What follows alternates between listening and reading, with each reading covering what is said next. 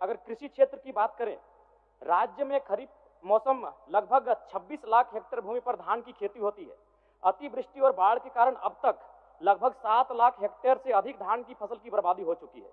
विशेषकर संथाल परगना, कोल्हान, उत्तरी छोड़ा नागपुर प्रमंडल के जिलों में सबसे अधिक नुकसान हुआ है। ग्रामीण जीवन की बात करें अध्यक्ष महोदय, तो ग्रामीण विकास विभाग के प्रारंभिक आंकड़ों के अनुसार करीब 1.2 लाख ग्रामीण परिवार प्रभावित हैं।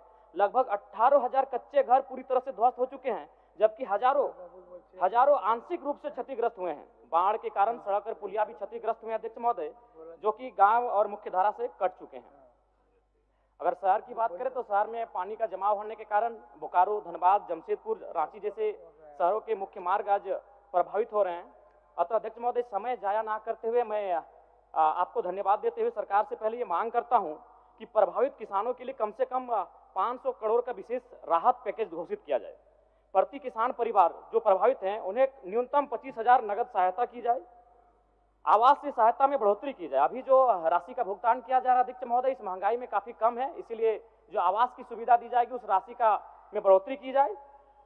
चूंकि खेती महत्वपूर्ण है, खेती पे हम आश्रित रहते हैं और खेती न होने के कारण क्या होगा, हम लोग रोजगार का संकट होगा। तो ऐसे में जो मनरेगा का जो कार्य है उसे अतिरिक्त 100 दिन बढ़ाने का सुनिश्चित किया जाए। और विशेषकर जो क्षतिग्रस्त सड़कें हैं, पुलें हैं, विद्युत लाइन है, जिनको युद्ध स्तर पर मरम्मत की जाए। और अध्यक्ष महोदय, चूंकि जब बारिश होती है अत्यधिक तो जाहिर सी बात है बहुत सारे आपदा घटनाएं घटती हैं, तो मेरी मांग होगी कि कम से कम 10 लाख मृत्यु होने पर मुआवजा घोषित करे।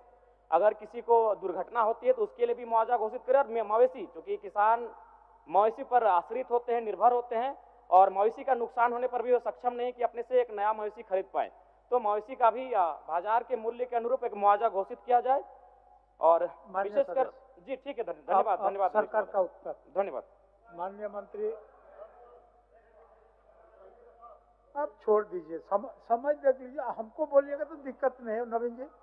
अब बोलने से 3 आदमी को बुलवाना पड़ेगा, 3 आदमी को बुलवाना पड़ेगा, और इधर सरकार का उत्तर भी होना है। थोड़ी होता है, सरकार का उत्तर है, छोड़ दीजिए नवीन जी। चलिए नवीन जी, मान लिए माननीय कृषि मंत्री, सरकार का उत्तर फिर आपको देते हैं। शुरू करना। अध्यक्ष महोदय, ये पूरा ब्रह्मांड जो है वो सभी संतुलन पे ही आधारित है, और केवल ब्रह्मांड ही नहीं, चाहे प्रकृति की बात करें या सरकार की बात करें, न्यायिक व्यवस्था का बात करें, अर्थव्यवस्था का बात करें, सभी चीजें एक संतुलन पे ही आधारित होती है। और मनुष्य अपना पूरा जीवन यही सोचते व्यर्थ कर देता है कि वो इस संतुलन का नियंत्रक है। समय समय पे प्रकृति हमें याद दिलाती है कि मनुष्य का ये नियंत्रण या ये सोच कि हम नियंत्रण में हैं, वी आर इन कंट्रोल, ये केवल एक मिथक है। अध्यक्ष महोदय, विश्व भर में हो रही ये जलवायु परिवर्तन आज के दिन में अपूर्णीय क्षति है, इरिवर्सिबल डैमेज। हम लोग वापस नहीं जा सकते हैं इस क्षति से। और यही जलवायु परिवर्तन का एक पहलू है ये जो इस वर्ष भारत पूरे देश ने अतिवृष्टि को अनुभव किया है। और आप देखेंगे पूरे विभिन्न राज्यों में जो रेनफॉल का डिस्ट्रीब्यूशन भी रहा अध्यक्ष महोदय, वो काफी अनइवन था, काफी असामान्य था। किन्हीं राज्यों में अच्छी वर्षा पड़ी, किन्हीं राज्यों में बिल्कुल भी नहीं, किन्हीं राज्यों में अतिवृष्टि, झारखंड उसमें से एक है। मगर पूरे भारत वर्ष में अगर देखा जाए तो लगभग 539 mm का वर्षा हुआ है।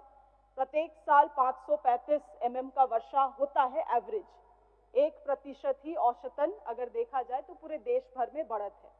मगर झारखंड विशेष इसीलिए है क्योंकि यहाँ पे लगभग 760 mm का वर्षा हुआ है, जो पिछले वर्ष से लगभग 3 गुना ज्यादा है।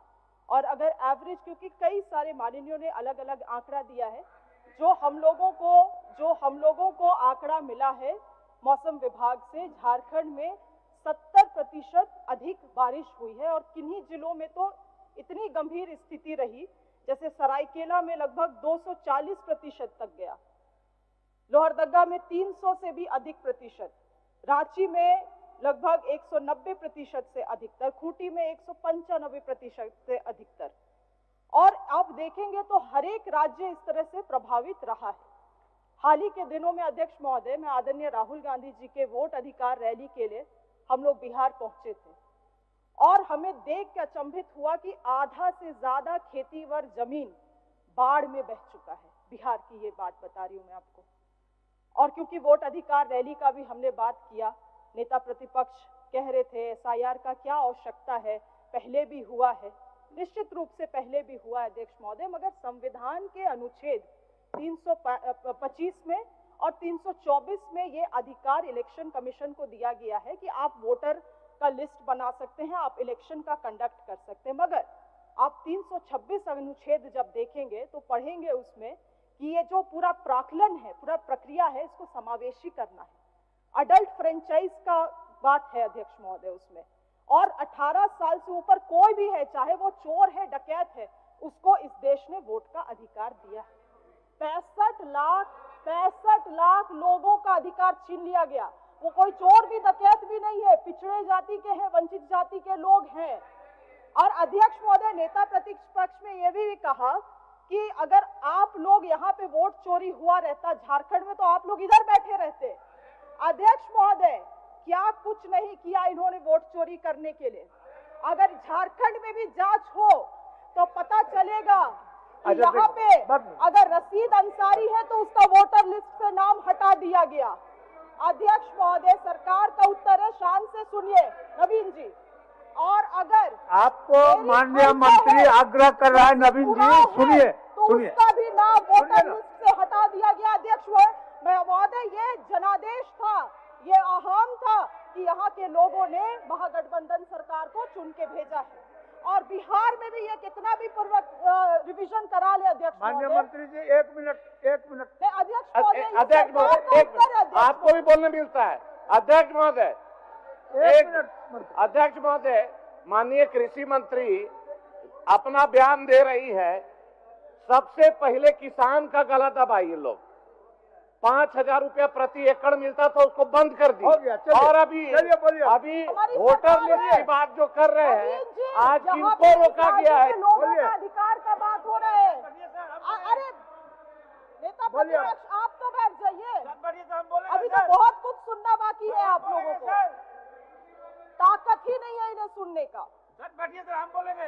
खैर अध्यक्ष महोदय, जब हम लोग खड़े होते तब तक ये लोग वॉकआउट करते, कोई नई बात नहीं है। चलिए बोलिए, आप बोलिए। खैर अध्यक्ष सुन लेंगे बोलिए। तो कहने का अध्यक्ष महोदय, काफी सारे राज्यों में अतिवृष्टि का असर देखा गया है और ये केवल फसल की क्षति नहीं अध्यक्ष महोदय, इस अतिवृष्टि के दौरान आप देखेंगे तो मकान का क्षति, हम लोग सुन ही रहे थे, आदरणीय सभी माननीय सदस्य बता रहे थे कि किस तरह से स्वास्थ्य भी प्रभावित हो रहा है, पेयजल की भी समस्या आ रही है और बिजली की भी समस्या आ रही है अध्यक्ष महोदय। तो पूरा जीवन अस्त व्यस्त समस्या बनी हुई है।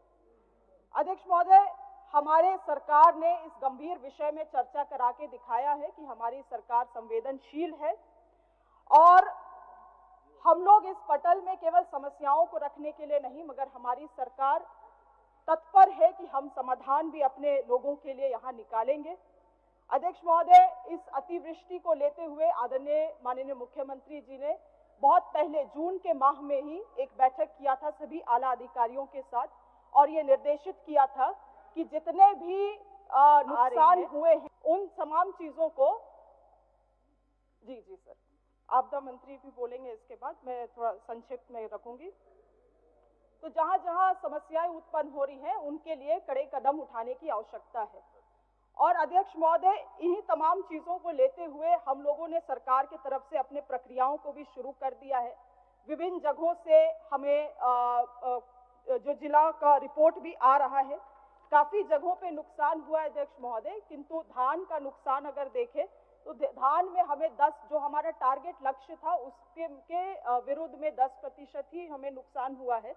मोटे अनाजों में ज्यादा अधिक थोड़ा नुकसान हम लोगों ने झेला है, मगर हमारी सरकार ने अध्यक्ष महोदय ये आश्वासन किया है, सभी आश्वस्त किया है सभी राज्य के सभी जनताओं को कि हम लोग अपने राज्य के आपदा निधि से जनता को मुआवजा, चाहे वो फसल का नुकसान का हो या मकान का क्षति का हो, उसको देने का काम करेंगे।